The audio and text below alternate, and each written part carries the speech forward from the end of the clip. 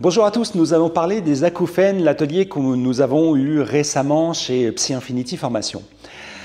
Les acouphènes, donc, il s'agit de sensations de bruit perçues dans les oreilles ou la tête en absence de toute source sonore externe, du style sifflement, bourdonnement, des bips, des cliquetis, comme une sensation d'eau qui coule, de manière constante ou intermittente, faible ou forte, donc l'une ou deux oreilles.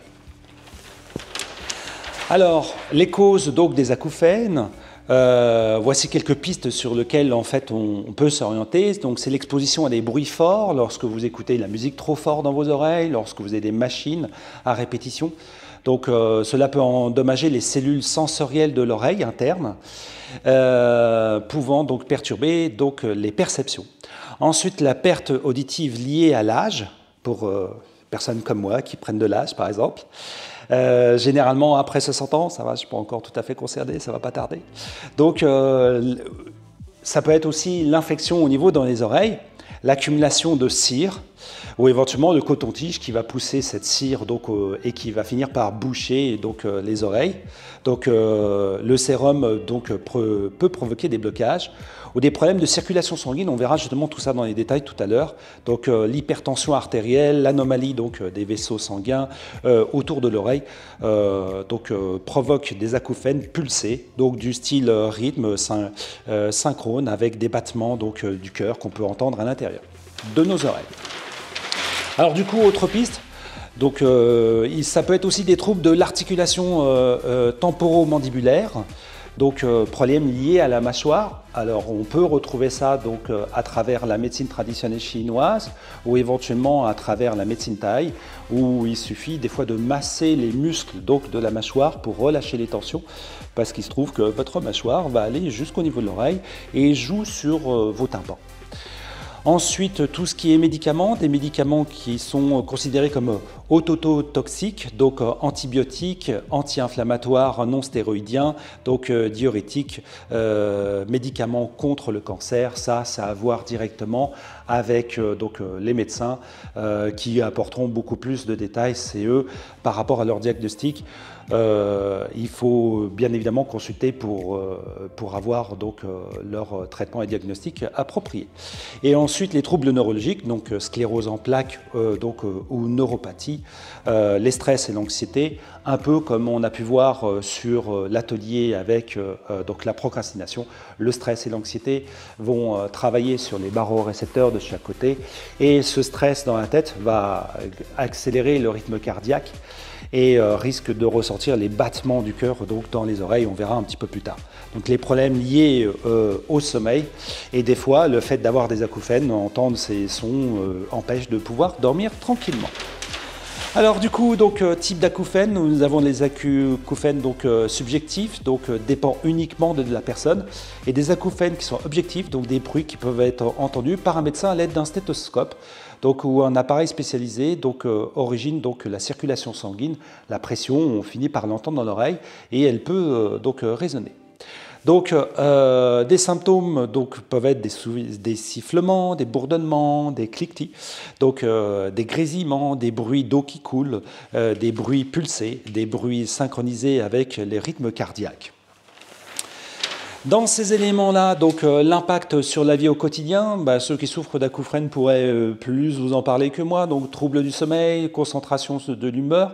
Bien évidemment que quand vous avez un son qui résonne à longueur de temps dans votre tête, c'est un peu comme quand on a une douleur ou autre, on va être concentré sur sa douleur et notre vie tourne autour de cette douleur. L'anxiété, forcément, à un moment donné, les bruits peuvent être tellement forts qu'on aimerait bien que ça s'arrête et on ne sait pas comment faire. Et les réponses qu'on peut trouver par les voies naturelles ne sont pas forcément les plus adéquates. Et on verra justement pourquoi. La dépression, à force d'avoir un tapage dans la tête, on peut très bien perdre toute motivation et toute énergie. Le soulagement, donc thérapie sonore, utilisation de bruits blancs, musique douce au bruit donc, de la nature. Alors il faut savoir qu'il y a du pour et contre, parce que les bruits de la nature, oui, effectivement, vont avoir tendance plutôt à apaiser. Mais couvrir un bruit par un autre, c'est pas forcément résoudre le problème. Le propos, c'est juste d'être plus dans l'esprit de la nature, va apporter du calme, de la détente, et que ce calme, cette détente va jouer sur la quantité de stress que vous avez dans votre corps et va finir par calmer donc la pression que vous avez dans vos oreilles, que vous avez dans votre boîte crânienne. Les muscles vont se relâcher et par le fait donc de marcher, de courir, comme un stimulus bilatéral, lorsque nous posons nos pieds, eh bien ça vient travailler sur les lobes préfrontaux et nous avons dans ces cas-là un soulagement des pensées et du stress que ça peut causer. Des appareils auditifs, donc amplificateurs de son externe. Alors, encore une fois, ça peut couvrir un son par un autre. Ça ne résout pas le problème, c'est juste en fait le dévier. Les thérapies comportementales et cognitives, donc diminution des acouphènes par diminution de la charge émotionnelle ou de l'anxiété. Donc, je rappelle qu'une bonne partie des acouphènes sont des réponses émotionnelles. Donc tout ce qui est peur, colère, tristesse vont accélérer votre rythme cardiaque. Vous avez une réponse du système nerveux sympathique et donc le système nerveux sympathique est dévolu depuis la nuit des temps à la préservation d'espèces. Donc du coup vous allez avoir une augmentation de la pression au niveau des veines et de la circulation sanguine dans votre boîte crânienne et que forcément plus on augmente la pression, plus les muscles vont se tendre et peuvent générer donc des acouphènes.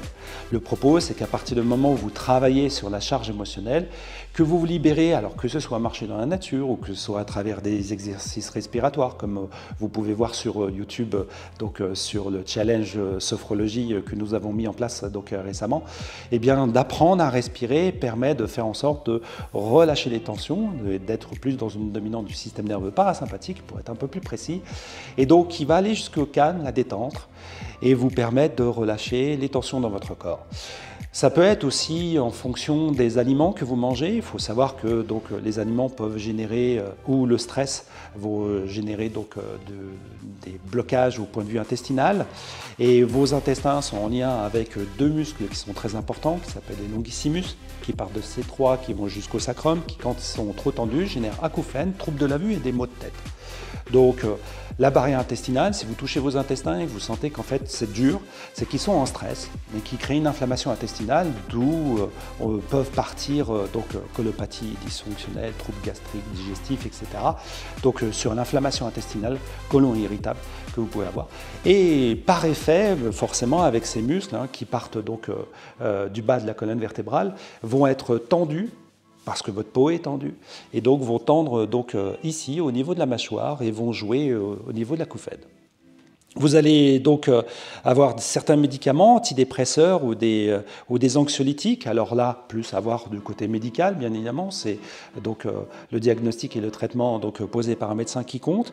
Et une chirurgie, donc stimulation donc magnétique transcrânienne qui puisse exister. Qui nous amène donc aux préventions, donc éviter les bruits forts, donc faites des pauses, le silence est important parce que déjà ça vous permet dans une prévention à vérifier si vos oreilles arrivent au repos. Il faut savoir qu'un sportif il a besoin de reposer ses muscles, il faut savoir que quand on construit de la pâte à pain, on est obligé de la laisser poser pour qu'elle puisse lever. Il faut savoir qu'un champ, on le laisse en jachère pour qu'il puisse se reposer. Eh bien, vos oreilles ont besoin aussi de se reposer. Et le silence est très important. Alors, certaines personnes mettent des bruits justement pour se distraire par rapport en fait, à leurs pensées. Donc, on revient sur la partie réponse émotionnelle, voire avec un thérapeute dans ce sens-là. Ensuite, ça peut être tout ce qui est donc réduire le volume des appareils. Vous verrez que plus vous réduisez le volume de vos appareils et plus vous affûtez vos oreilles à écouter et à entendre. Donc, plus vous êtes dans le silence et plus le moindre perception du son va devenir importante. On récupère ses capacités si les oreilles n'ont pas été endommagées. Et donc faire des pauses régulières lors de l'exposition au bruit fort, c'est-à-dire que de temps en temps vous mettre donc avec des bouchons ou donc pour ne plus entendre le moindre son à travers par exemple des méditations ou autres. Voilà ce qu'on pouvait dire aujourd'hui donc sur cet atelier qui a eu récemment donc sur les acouphènes. Bien évidemment, de nombreuses questions ont été posées et n'hésitez pas donc en commentaire à mettre toutes vos questions que vous avez besoin et nous prendrons donc le temps d'y répondre. Belle journée à vous.